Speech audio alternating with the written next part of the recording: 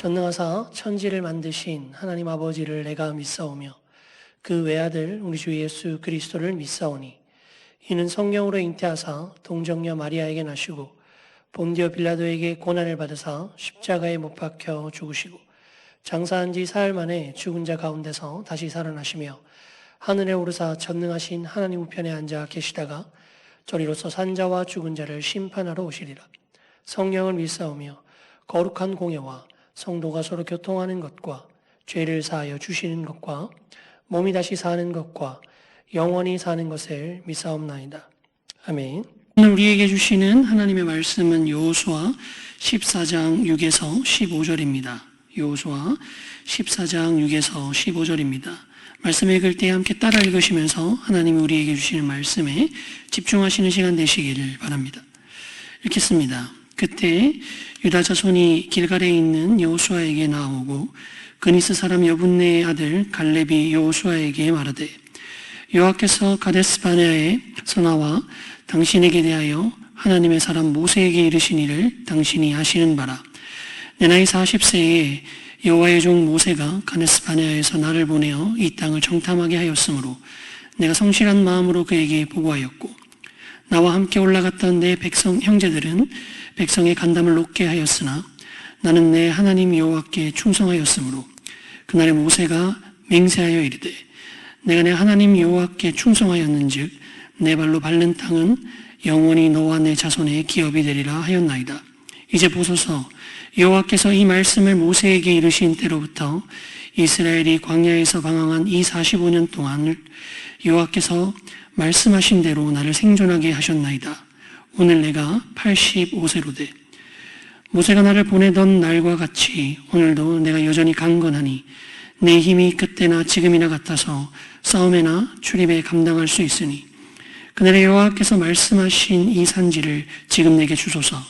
당신도 그날에 들으셨거니와 그곳에는 아낙 사람이 있고 그 성읍들은 크고 견고할지라도 여호와께서 나와 함께 하시면 내가 여호와께서 말씀하신 대로 그들을 쫓아내리다 하니 여호수아가 여분네 아들 갈렙을 위하여 축복하고 헤브론을 그에게 주어 기업을 삼게 하매 헤브론이 그니스 사람 여분네 아들 갈렙의 기업이 되어 오늘날까지 이르렀으니 이는 그가 이스라엘의 하나님 여호와를 온전히 쫓았음이라.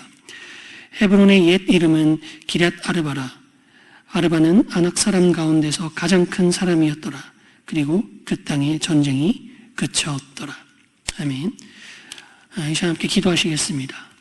사랑이 많으신 하나님 아버지, 이 시간 또 부족한 자를 이곳에 세우셔서 생명의 하나님의 말씀을 전하게 하시는 은혜를 주심에 감사드립니다. 이 시간 가운데 이종의 부족함과 연약함이 아니라 살아계신 하나님의 말씀의 그 위대함과 그 충만한 은혜가 전해지도록 하시고 말씀이 선포될 때에 믿는 신자들 가운데 있는 성령께서 역사하셔서 이 말씀의 바른 뜻이 이해되게 하시고 그리고 이 말씀의 바른 뜻이 우리에게 감화되어 우리의 삶과 우리의 전체적인 방향성을 하나님 보시기에 합하도록 그리스도의 장성한 분량에 이르도록 인도하고 역사하여 주시옵소서. 이 모든 말씀 살아계신 우리 주 예수 그리스도 이름으로 기도드렸습니다. 아멘. 제가 지속적으로 여러분들에게 강조하고 이야기하고 있는 부분이 무엇이냐면 참된 믿음의 삶이란 어떤 것인가에 대한 얘기를 계속했어요. 우리가 참된 믿음의 삶을 살아야 됩니다. 믿는다는 것은 그렇게 그냥 간단하고 그렇게 쉬운 일이 아닙니다 라는 이야기를 계속했습니다. 믿는다는 것은 지식으로 분명히 아는 것을 넘어서 우리의 마음과 전인격이 그 믿음의 내용에 동의하는 것 그리고 더 나아가서 그것이 우리의 실제적인 삶의 양태와 방향성까지 이르는 것이라고 끊임없이 반복해서 얘기했습니다. 그리고 이제 신자다운 삶의 방향성을 사는 것이 진짜 믿음 있는 삶이다라는 얘기를 계속 반복했죠. 한 번 더 말씀드릴까요? 신자다운 삶의 방향성을 사는 것이 나의 삶의 전체적인 방향성이 신자답게 사는 것이 바로 믿음 있는 삶이다라는 이야기를 반복했죠. 그렇다면 여기서 우리가 드는 의문점이 있습니다. 과연 신자다운 삶이란 무엇인가? 신자다운 삶을 사는 방향성이 진짜 믿음이라면 우리가 진짜 믿음을 갖기 위해서 그러한 삶의 방향성을 가지고 살아야 될 텐데, 그렇다면 신자다운 삶이란 무엇입니까? 신자다운 삶의 방향성을 산다는 것은 어떠한 삶을 말하는 것인가? 이 얘기가 조금 추상적이게 들릴 수도 있고 조금 확 와닿지 않는 것 같다고 느낄 수 있을 것 같아요. 그런데 저는 여러분 이렇게 살면 신자다운 삶을 사는 겁니다. 여러분들 이번 한 주 이거 하고 저거 하고 살면 신자다운 삶의 방향성을 따라서 사는 것입니다. 이 프로그램을 이수하면 그렇게 하는 것입니다. 이 이벤트에 참여하면 그렇게 하는 것입니다. 라고 말하고 싶지 않아요. 그렇게 말해준다면 좀 명확하고 이거 하라는 말이구나 라고 좀 마음에 안도감도 들고 뭔가 손이 확 잡히고 뚜렷해 보일 겁니다. 그러나 저는 이 손에 확 잡혀 보이고 뚜렷해 보여 있는 게 문제라고 생각해요. 그리고 그것을 추구하는 게 문제라고 생각합니다. 사람이 내가 바른 인생을 살았는가라는 질문은, 그 질문에 대한 바른 대답은 그냥 내 삶에서 무엇을 이루었고 내가 어떠한 직함을 달았고 내가 어느 정도의 부를 축적했고로 판결나지 않는 거죠. 내가 성공한 인생을 살았는가, 내가 선한 삶을 살았는가, 이 땅 가운데 유익이 되는 삶을 살았는가라는 대답은 그렇게 쉽게 내어질 수 없는 상당히 심오하고 복잡한 내용입니다. 겉으로 보기에 성공한 사람의 삶처럼 보인다 할지라도 그 사람의 삶을 면밀히 내려보면 그것에 동의할 수 없는 인생도 있죠. 영국의 유명한 쇼호스트 중에서 그 사람이 살아있을 때는 거의 우리나라의 유재석급처럼 아주 존경받는 사람이었지만, 그 사람이 죽고 나서 그 사람의 막강한 영향력 안에서 함부로 얘기하지 못했던, 두려움에 떨고 있었던 많은 사람들이 실제로는 이 사람이 정말 잔인하고 악랄한 성범죄자였다는 것이 드러나기도 하듯이 말입니다. 그렇기 때문에 한 사람의 인생이 종료된 시점에서도 그 사람의 인생이 성공적인 삶이었는가, 그 사람의 인생이 선한 삶이었는가, 그 사람의 방향성이 어떠했는가에 대해서 평가 내리는 것이 이렇게 쉽지 않듯이, 그 삶을 살아가는 과정에서 내가 무엇을 하고 살아가고 내가 어떤 선택을 하면서 살아가는 것이 선한 삶이냐, 성공적인 삶이냐, 신자다운 삶이냐는 뭐 하나 하고 뭐 하나 안 한다고 해서 결정나지 않는다는 거죠. 그럼 어떡하란 말입니까? 우리가 그걸 가지고 고뇌하고 고민하고 내가 지금 맞게 살아가는지를 끊임없이 돌아보면서 씨름하며 살아야 된다는 말입니까? 네, 그렇습니다. 그렇게 고뇌하고 고민하고 돌아보고 살아야 된다는 것이죠. 그렇게 고민하고 고뇌하고 돌아보고 확인하고 그렇게 하나님의 말씀 앞에 자기 자신을 날마다 비추고 자기 자신을 하나님 앞에 객관화시키면서 회개하고 돌이키고 변화된 삶을 사는 것이, 그것만이 진짜 우리가 신자된 삶을 살 수 있게 하는 것입니다. 그렇기 때문에 여러분들에게 이거 하면 됩니다, 저거 하면 됩니다 라는 얄팍하고 가벼운 약속에 속아 넘어가지 않으셨으면 좋겠습니다. 우리가 어떠한 삶 속에서 어떠한 선택을 내려야 신자다운 삶을 사는 건지, 내 인생이 놓여진 상황 속에서 어떻게 살아가는 것이 신자다운 삶을 사는 것인지는 사실 처한 상황에 따라, 여러분이 놓인 선택지에 따라 다 다르기 때문이죠. 다만 여러분들이 말씀의 진리 앞에서 바로 서고 여러분들을 자기 합리화하는 것이 아니라 끊임없이 말씀의 앞에서 솔직하게 진솔하게 내려놓으면서 말씀의 인도를 받는다면, 제가 아니라 그 여러분들 앞에 있는 그 어떠한 목회자도 아니라, 그리고 어떠한 지침들이 아니라 여러분 안에 살아계신 성령께서 여러분들의 인생을 신실하게 이끌어 가시기 때문에 불안하고 두려워할 필요가 없습니다. 다만 진지하고 겸허한 마음으로 나만 내 삶을 돌아보는 그 자세를 유지하는 것이 중요하죠. 그러면 이제 아무런 대답도 주지 못한다는 것입니까? 그냥 이것은 밑바닥에 헤딩하듯이 아무런 정보 없이 우리가 살아가야 되는 것입니까? 라는 의문이 생길 수도 있을 것 같아요. 물론 각자 처한 상황에 따르고 각자 놓인 선택지에 따라서 적용할 수 있는 게 다르지만, 우리가 각자 또 잘 적용할 수 있고 각자 또 자기의 상황을 잘 해석할 수 있는 비결이 무엇이냐면, 믿음의 선진들이 걸어갔던 삶의 방식과 그 원리들을 보는 것에 있어요. 그리고 오늘 우리 앞에 이 갈렙이라는 좋은 모델이 있습니다. 우리가 갈렙이라는 사람의 삶, 그리고 오늘 본문에 나왔던 이 갈렙의 고백을 통하여서 신자다운 삶의 방향성이 무엇인지, 신자다운 삶이 무엇인지에 대해서 한번 살펴보고 은혜 받고 내 삶에 잘 적용하는 여러분들이 되시기를 바랍니다. 갈렙의 삶을 보면 이 갈렙의 삶에 하나님이 아주 강력한 은혜로 역사하고 있다는 것을 볼 수 있습니다. 오늘 우리가 읽었던 본문에서 갈렙을 그냥 단순히 갈렙이라고 표현하지 않아요. 그 앞에 어떤 수식 역구가 붙는데 그 수식 역구가 그니스 사람 여분네의 아들 갈렙이라고 붙습니다. 그니스 사람 여분네의 아들 갈렙. 그니스 사람이라는 건 이제 갈렙의 출신을 말하는 거고 여분네라는 말은 갈렙의 아버지를 말하는 거겠죠. 그래서 그니스 출신인 여분네라는 사람의 아들인 갈렙이라는 이 길고 복잡한 수식어가 갈렙 이름 앞에 항상 붙습니다. 그냥 스쳐 지나가 보면 그렇구나 이런 거구나라고 하는데 이것을 좀 더 면밀하게 살펴보면 참 은혜가 되는 대목이 있어요. 여기서 갈렙의 출신이 그니스라고 합니다. 그래서 그를 그니스 사람이라고 하는 거죠. 이는 그가 그니스 족속 출신이었다는 것을 말합니다. 그니스 족속이란 가나안 민족 중에 한 민족이에요. 다시 말하면 지금 이 갈렙의 출신이 이스라엘 백성들이 정복해야 되는, 진멸해야 되는 민족 중에 하나였다는 겁니다.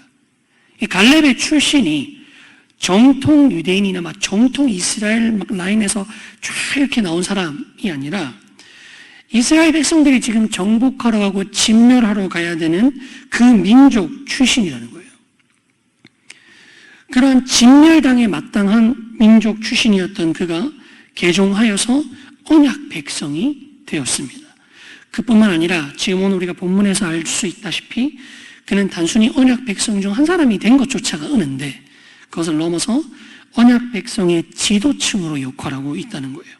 진멸당에 마땅한 민족 출신인 그가 개종하여서 언약 백성이 되었을 뿐만 아니라 그 언약 백성 중에서도 지도층으로 부름받았다는 것입니다. 이런 갈렙의 출신에는 몇 가지 제약이 있었을 거예요. 첫 번째는 사회적 제약이라고 할 수 있습니다.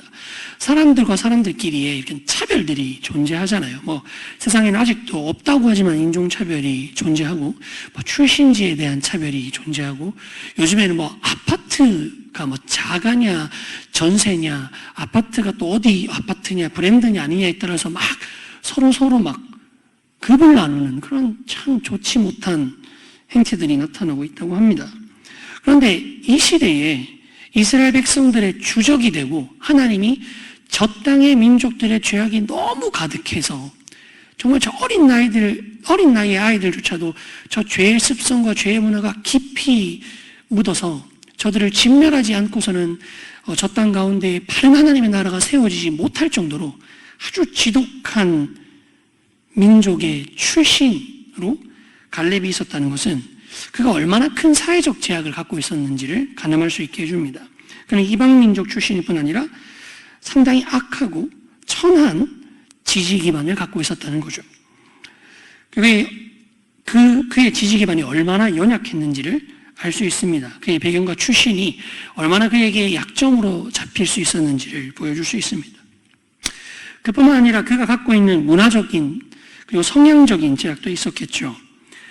그가 있었던 이 그니스 지역, 즉 진멸하기 마땅한 가나안 백성들의 문화적인 상황은 성경에서 평가하기로는 그들의 문화적, 종교적인 성향이 너무나도 죄악으로 가득 차 있었고 우상숭배적인 요소로 가득 차 있었다라고 합니다. 그리고 그런 것들을 세대를 멸해야 될 정도라는 것은 그들 민족 전반에 깔려있는 가치관, 그리고 그들에게 상식, 당연하다고 말하는 것, 당연하게 하고 있고 아무런 죄책감 없이 하고 있는 그것들이 얼마나 뿌리 깊이 문화적으로, 성향적으로 죄악된 배경을 갖고 있는지를 보여준다고 할 수 있습니다. 즉, 이 민족의 출신은 기본적으로 죄악과 죄에 익숙한 출신이라는 거죠. 그리고 어쩌면 이게 이제 문화적으로, 사회적으로 당연하다는 인식을 갖고 있기 때문에 이것이 그닥 죄라는 인식도 없이 죄를 저질렀을 거예요. 오늘날에도 그런 것들이 많이 있죠. 말하긴 조심스럽지만 성경에서는 죄라고 말하지만 오늘날 많은 젊은이들과 사람들에게 그게 왜 죄야? 그거 당당한 거지. 자기 삶을 당당하게 사는 거지라고 미화되고 있는 많은 것들이 있습니다.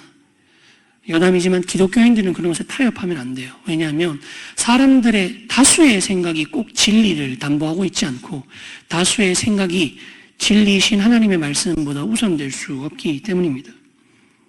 아무튼 이 민족 가운데서는 이 죄라는 인식조차 못할 정도로 이 죄에 대한 습성과 가치관과 종교적인 우상 숭배들이 철저하게 합리화된 상태로 이 죄성에 익숙해져 있는 문화적, 성향적 배경을 갖고 있었을 거예요. 갈렙이 아마 이러한 문화적, 성향적 배경을 제거하는 데 많은 노력을 기울였을 겁니다.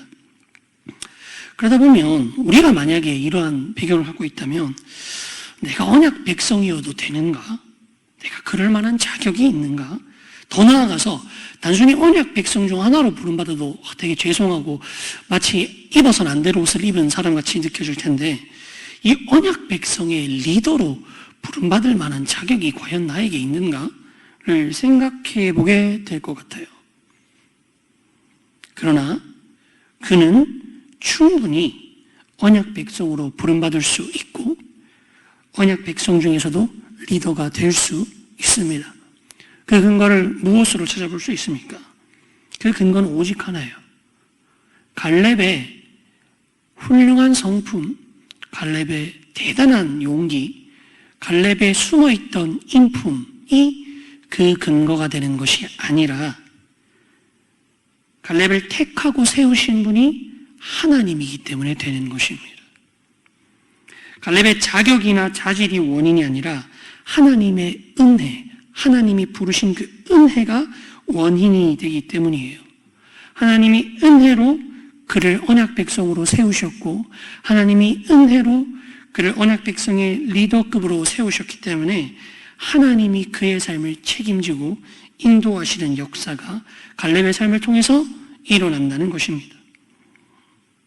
적용으로 우리도 살다 보면 그리고 나이가 하나하나 들다 보면 내가 하나님의 말씀이 불편하고 그리고 신자답게 살기 불편하고 때로는 제가 여러분에게 지금 전하고 있는 이 설교가 불편하게 들릴 수 있습니다. 그리고 사실 그 대체적인 원인은 나의 죄성으로부터 비롯돼요.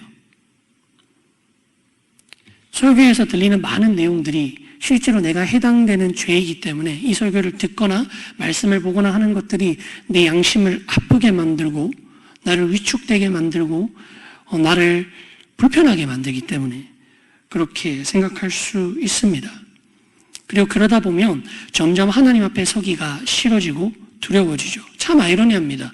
죄를 지을수록 하나님이 필요하고 죄에 익숙할수록 하나님의 자비가 필요한데 인간은 아이러니하게도 죄를 지을수록 하나님을 멀리하고 싶어집니다. 그런데 이때 우리가 또 담대하게 나아갈 수 있는 이유, 말씀에 귀 기울일 수 있는 이유는요, 우리의 연약함과 부족함을 넘어서 우리를 부르신 하나님의 은혜 때문입니다.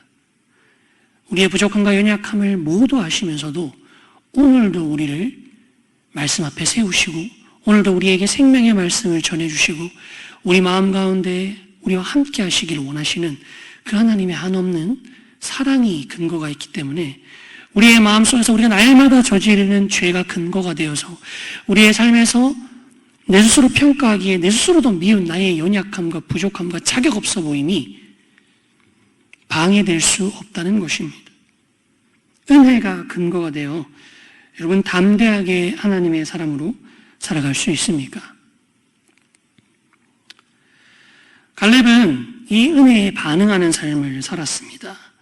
우리가 지난번에 설교에서 언급했듯이 정탐꾼 이야기 혹시 여러분 기억나십니까? 10명의 정탐꾼들이 이 땅이 너무 비옥하고 좋지만 이 땅을 살아가는 민족들이 너무나도 강력하고 강성한 민족이라 이 민족 앞에 우리는 메뚜기에 지나지 않는다. 우린 저들에게 게임이 되지 않을 것이다 라고 말했는데 여호수아와 갈렙만 똑같은 현상을 보고도 저들은 우리의 밥이다. 여호와가 우리와 함께하기 때문이다 라는 이야기를 했던 거 기억나시죠? 이 정탐꾼의 이야기를 통해서 갈렙이 하나님이 이렇게 자기를 언약 백성으로 부르시고 그리고 또한 이 언약 백성의 리더급으로 세우시는 그 역사가 바로 하나님의 은혜이고 이 은혜에 반응하는 삶을 갈렙이 철저하게 살았다는 것이 이 정탐꾼의 이야기를 통해서 나타난다는 것입니다. 이 정탐꾼의 이야기는 무엇을 보여줍니까? 믿음으로 사는 삶이 어떤 것인지를 보여주는 거예요. 믿음으로 삶은 삶은 어떤 거냐면 첫 번째, 현실적인 문제를 제대로 아는 거죠.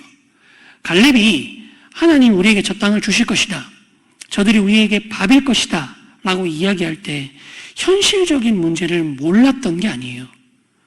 갈렙은 앞에 다른 10명의 정탐꾼과 동일하게 이 땅이 얼마나 비옥하고 이 땅이 얼마나 좋으며 더 나아가 저 민족이 얼마나 강력한 민족인지를 분명하게 알고 전달하고 있어요. 갈렙이 지금 여기서 하고 있는 게 행복 회로를 막 돌린 자아도취적인 생각이 아니라는 겁니다. 자기 허영심과 교만에 빠져가지고 나는 뭐든지 할 수 있을 거야. 내 안에 이 숨겨져 있는 잠재력과 가능성은 무슨 일이든 할 수 있을 거야 라는 이런 자아도취적인 자기 마취적인 이런 표현이 아니었다는 거죠. 갈렙은 현실의 냉정함을 분명히 알았습니다. 첫 번째 갈렙이 갖고 있는 성향이었죠.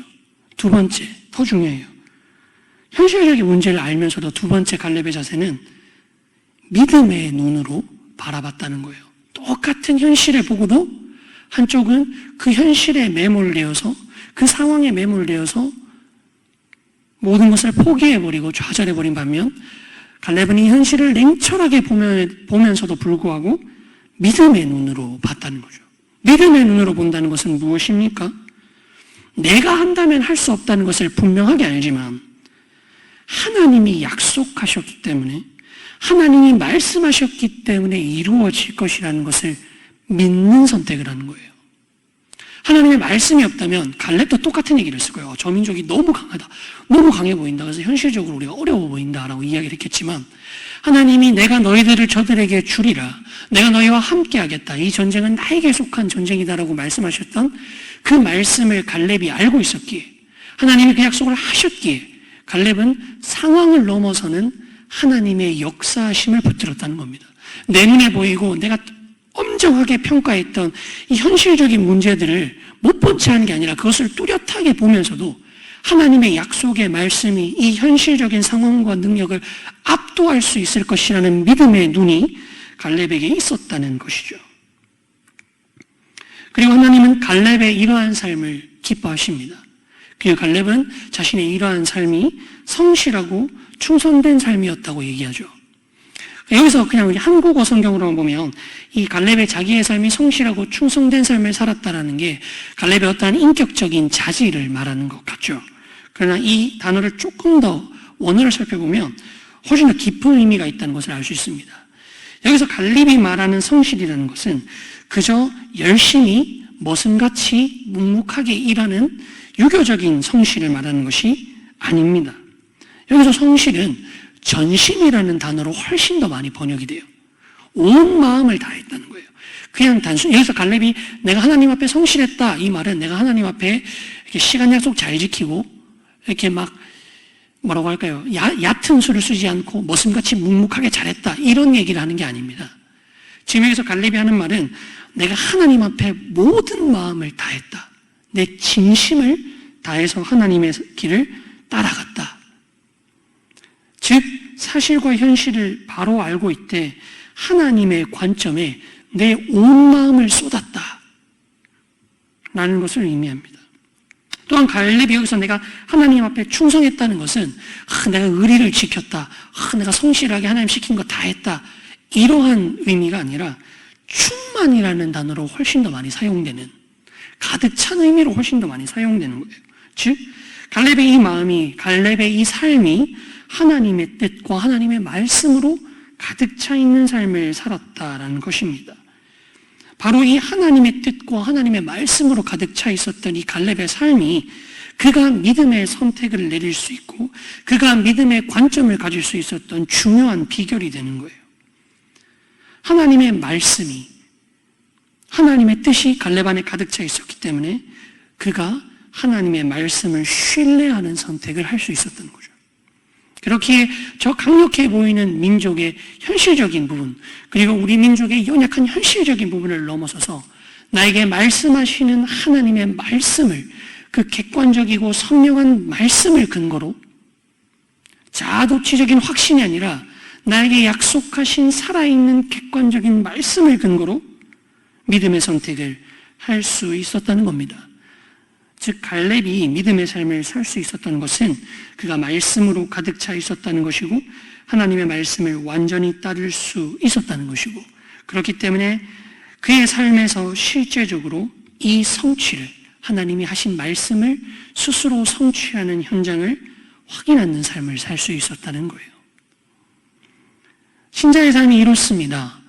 내가 하나님의 말씀으로 가득 차 있어야 믿음의 위대한 선택을 할 수 있는 거예요. 그가 나보다 특별해서, 그가 더 대단해서가 아닙니다.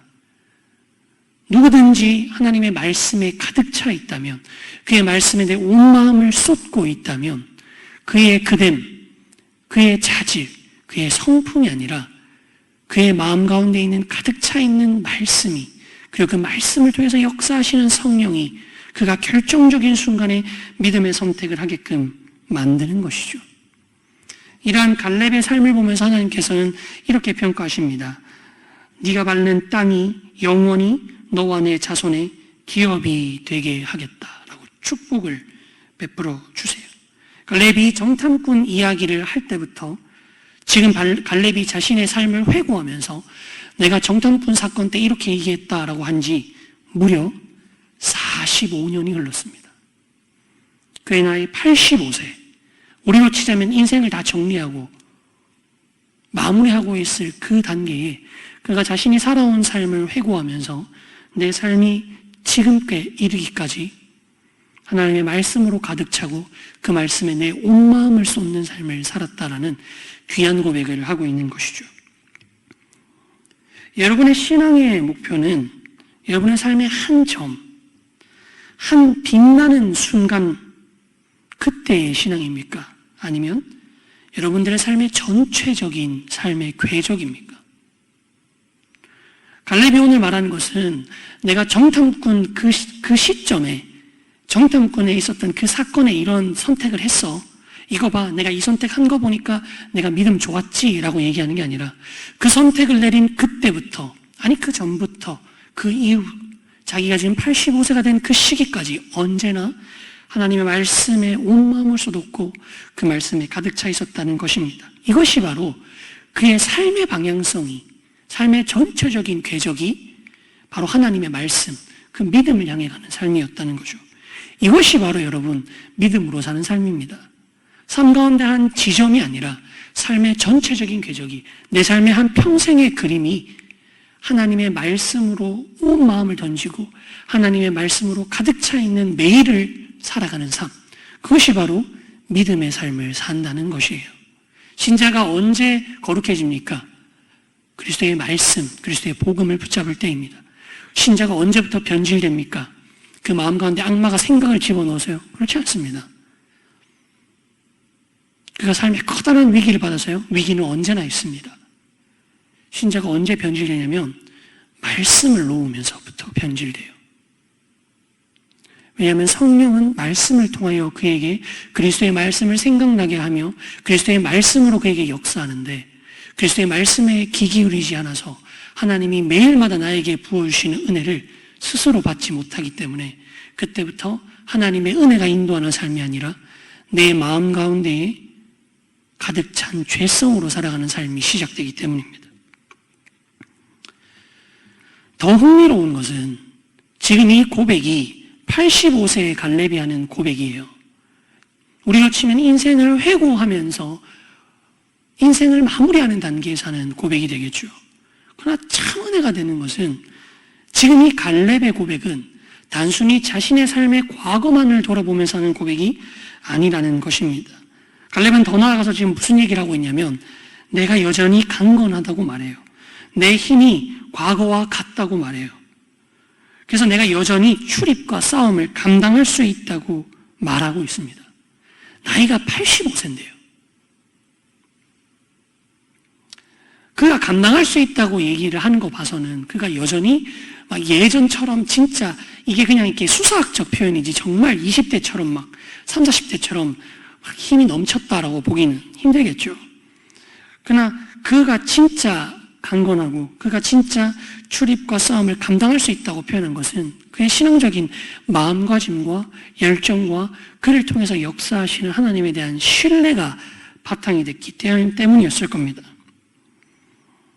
즉 갈렙의 삶에서 내 믿음의 여정에 그리고 그 내 사명은 과거형이 아니라 현재 진행형이라는 거죠. 즉 내 신앙의 황금기가 젊고 어린 날의 열정과 혈기 때문에 일어났던 일이 아니라 여전히 85세가 된 그 나이 때도 주여 이 산지를 내게 주소서라고 고백하는 현재 진행형의 삶을 산다는 겁니다. 갈렙은 그의 나이 85세 때에도 여전히 믿음의 모험을 경험하고 누리고 싶어하는 삶을 살고 있다는 것이에요. 이게 바로 신자의 삶입니다. 내가 과거에 무엇을 했기 때문에, 내가 과거에 무엇을 이수했기 때문에, 내 과거에 얼마나 열심히 신앙생활을 했기 때문에 그러한 얘기를 한다는 것은 신자의 삶이 아니에요. 신앙은 언제나 현재형, 지금 내가 무엇을 하고 있느냐입니다.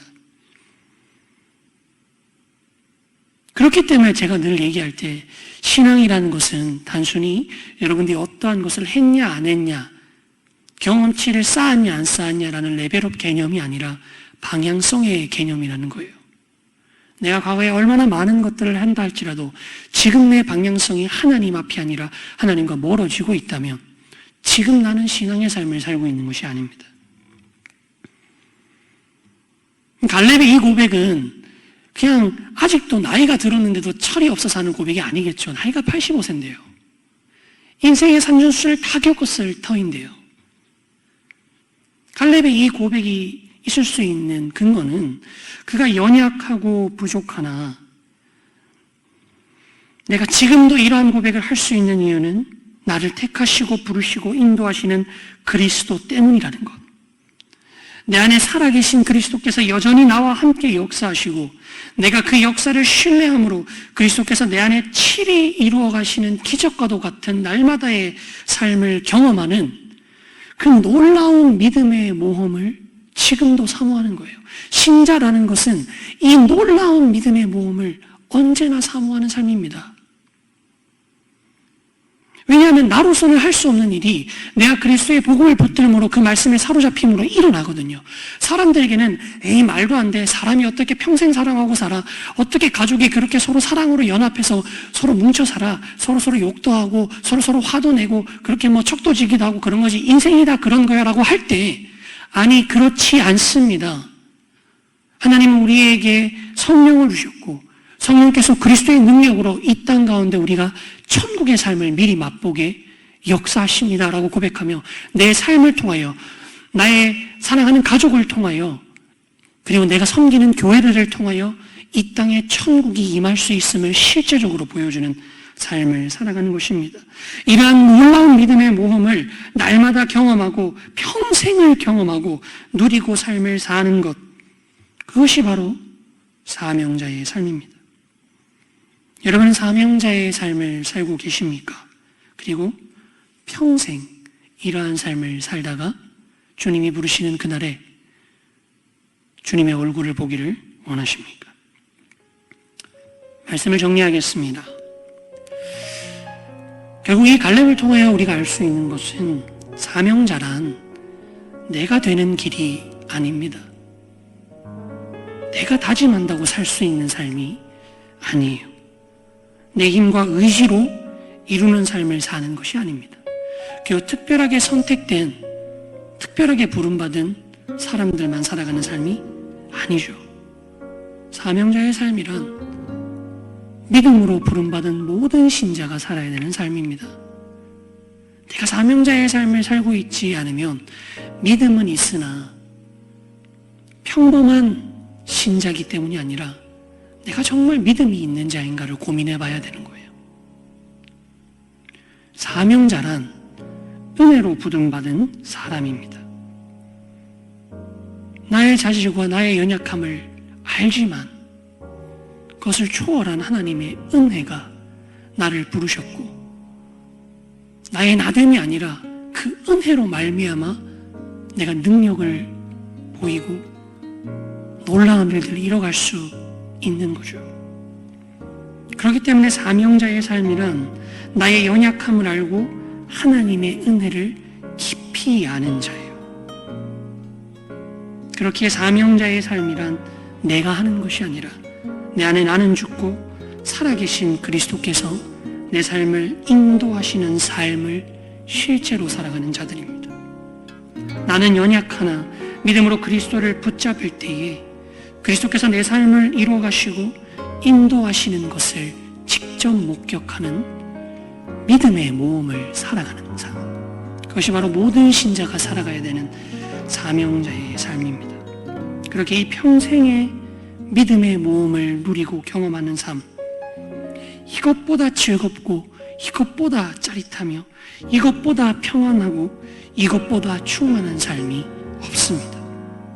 그리스도께서 인도하셔서 나의 한계와 연약함을 깨부수고 세상 사람들의 편견과 세상 사람들의 생각과 모든 사람들이 다 그렇게 살아서 도저히 이룰 수 없던 꿈과 같은 일들이 내 삶에서는 그리스도의 역사와 은혜로 일어나는 삶.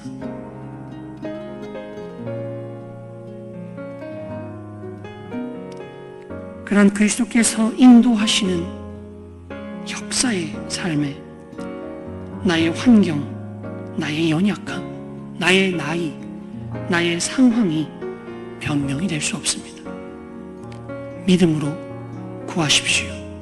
구하면 얻을 것입니다. 주님께서 이루어 가시는 그 믿음의 역사를 소망하십시오. 소망하는 자는 보게 될 것입니다.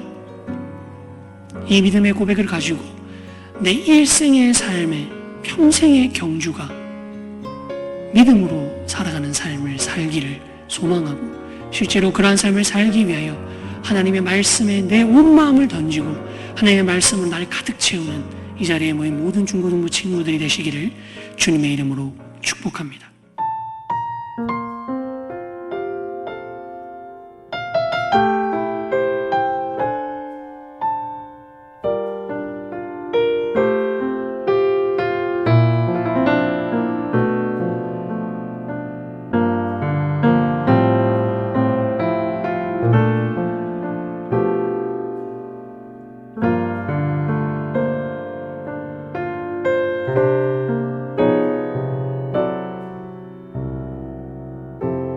삶의 작은 일에도 그 마음을 알기 원하는 그 길, 그 좁은 길로 가기 원해.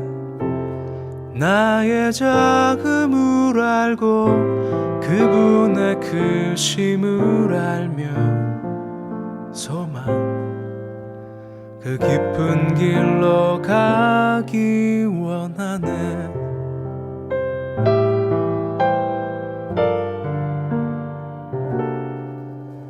저 높이 솟은 산이 되기보다 여기 오름직한 동산이 되길, 내가 아는 길만 비추기보다는 누군가의 길을 비춰준다면 내가 노래하듯이 또 내가 얘기하듯이 살길, 난 그렇게 죽기 원하네. 삶의 한 절이라도 그분을 닮기 원하네. 사랑, 그 높은 길로 가기 원하네.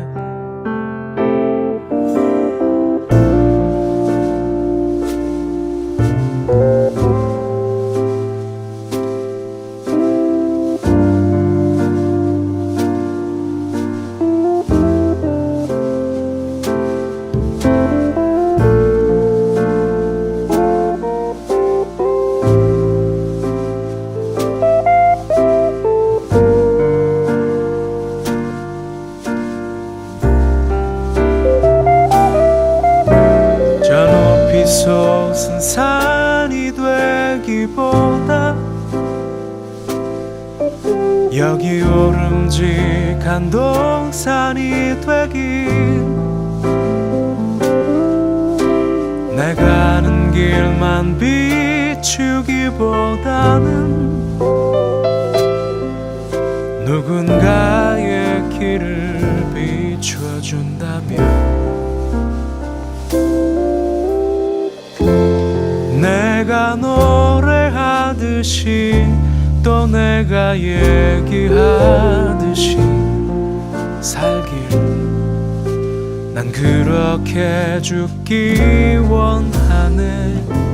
삶의 한 절이라도 그분을 닮기 원하네. 사랑 그 좁은 길로 가기 원하네. 그 깊은 길로 가기 원하네.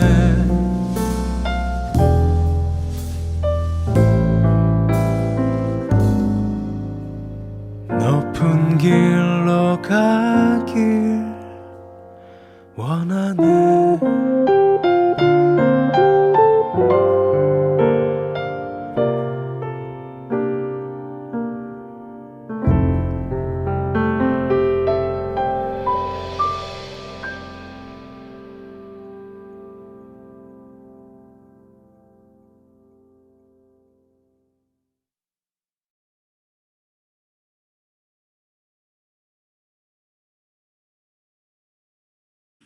기도하겠습니다.